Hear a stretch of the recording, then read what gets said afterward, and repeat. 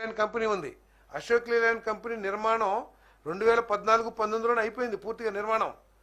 అన్ని మంచిగా ఉంటే 2014-19లోనో 20లోనో ప్రారంభం అయిపోయేది, ఉత్పత్తి ప్రారంభించేది.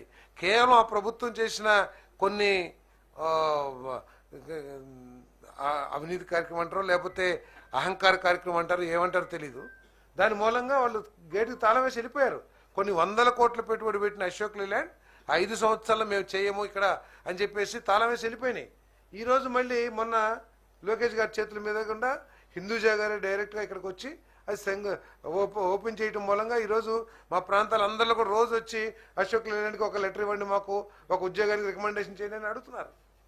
కొన్ని 100 మందికి ఉపాధి అవకాశాలు వస్తున్నాయి. సో సంక్షేమ కార్యక్రమం, అభివృద్ధి కార్యక్రమం, ఉపాధి కార్యక్రమం ఇవన్నీ కూడా చేస్తూ ఉన్నాం. అది పరిపాలన అంటే. అంతేగాని నేను బటన్ నొక్కానంటే అది నొక్కుడులోనే అయిపోతుంది.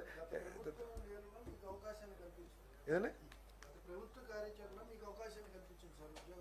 మాకు అవకాశం కల్పించింది, అవకాశాల కోసం మేము చూస్తున్నా. కానీ రాష్ట్ర ప్రజలు పడ్డ నష్టాన్ని గురించి మేము బాధపడతా ఉన్నాం. మాకు అవకాశం రాకపోయినా పర్లేదు, కానీ ఈ రాష్ట్ర ప్రజలకి మేలు జరిగినట్టయితే మేము సంతోషపడేవాళ్ళం. ఎందుకంటే అక్కడ శంకుస్థాపన మా తెలుగుదేశం హయాంలోనే 2014-19లో జరిగింది. మేము దాన్ని ప్రారంభోత్సవం చేయకపోయినా 18-24 మధ్యలో ఉపాధి నిరుద్యోగ యువకులకి ఉపాధి లభించినట్లయితే మేము సంతోషపడేవాళ్ళం. మేము ప్రారంభించిన పని ద్వారా ప్రజలకు మేలు జరుగుతుందని చెప్పేసి.